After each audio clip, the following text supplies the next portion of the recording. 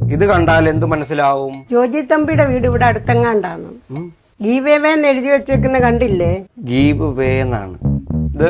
റോഡിൽ കിടന്ന് അഭ്യാസം കാണിച്ചാലേ ഇതുപോലെ നമ്മളെയും കോരിക്കൊണ്ട് പോകുമെന്ന്. അതുള്ളതാണെങ്കിലും അതല്ല ഇത്.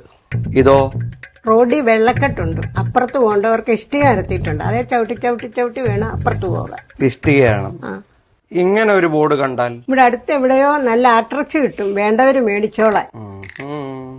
ഒരു പി, ഒരു വെട്ടിയ പി, ഇതെന്തിനാണ്? ഇത് റോഡ് സൈഡിൽ പെടുക്കുന്നവന്മാർക്കുള്ള ബോർഡാ. ഈ പി കണ്ടാ പെടുക്ക, ഈ വെട്ടിയ പി കണ്ടാ പെടുക്കരുതെന്നാ. നമ്മൾ വണ്ടി ഇങ്ങനെ നേരെ ഓടിച്ചു പോകുന്നു. അപ്പൊ എപ്പോഴാണ് നമ്മൾ കൈ ഇങ്ങനെ കാണിക്കേണ്ടത്? പരിചയമുള്ള ആരെല്ലാം കാണുമ്പോ. അല്ലെങ്കിൽ അവളമാര് പറയും ഞാൻ വണ്ടിയൊക്കെ മേടിച്ചെങ്കിൽ എനിക്ക് വലിയ ഓവറാണെന്ന്. അത് മതി. പിന്നെ നമ്മളിങ്ങനെ വണ്ടി ഓടിച്ചു പോകുമ്പോൾ റോഡിന്റെ ഒത്ത നടുക്ക് രണ്ട് വണ്ടി ഇടിച്ചു കിടക്കുന്നു. അപ്പൊ നമ്മള് ഏത് സൈഡ് പിടിക്കും? നമ്മളായിട്ട് ആരുടെയും സൈഡ് പിടിക്കണ്ട. നമുക്കറിയത്തില്ലല്ലോ ആരുടെ ഭാഗത്താ തെറ്റെന്ന്. അതുകൊണ്ട് നമുക്ക് ആരുടെയും സൈഡ് പിടിക്കണ്ട. ഏത് സൈഡിൽ കൂടെ വണ്ടി എടുക്കുമെന്നാണ് ഞാൻ ചോദിച്ചത്. അത് ബ്രേക്ക്, ഇത് ഹാൻഡ് ബ്രേക്ക്. ഈ ഒരു സാഹചര്യത്തിൽ ഏത് ബ്രേക്ക് ഇടും? Lunch break. എനിക്ക് വിശക്കുന്നു. ചോറ് കൊണ്ടുവന്നിട്ടുണ്ടോ? ഇല്ല. എന്നാ പോയി 2 ബിരിയാണി മേടിച്ചോണ്ടു. ഗുരുദക്ഷിണ ഒരു ഡ്രൈവിംഗ് സ്കൂളിലും പഠിപ്പിക്കാത്ത ഒരു കാര്യമാണ്. ശരിയായ രീതിയിൽ എങ്ങനെ അടവെക്കാം. പലയിടത്തും പല രീതിയില്ല.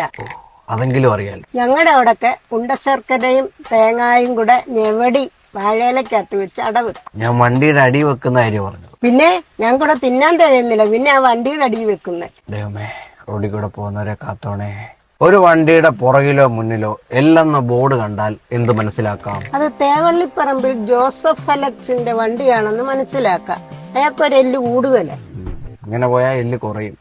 ഇതെല്ലാം പഠിച്ചു കഴിഞ്ഞ് അവസാനം നമ്മൾ ഡോക്ടറെ കണ്ണ് കാണിച്ച് സർട്ടിഫിക്കറ്റ് മേടിക്കണം. അങ്ങനെ കയ്യും കണ്ണും കാണിച്ചു എനിക്ക് സർട്ടിഫിക്കറ്റ് വേണ്ടടോ. ഞങ്ങളുടെ കുടുംബത്തിൽ അങ്ങനെ ആരും സർട്ടിഫിക്കറ്റ് മേടിച്ചിട്ടും ഇല്ലടോ. അപ്പൊ ലൈസൻസ് എടുക്കണ്ടേ? അങ്ങനെ ഒരു ലൈസൻസ് എനിക്ക് വേണ്ടടോ. ഞാൻ പോവുക. ഇത് എന്തൊക്കെ പുല്ലുങ്ങളായത്?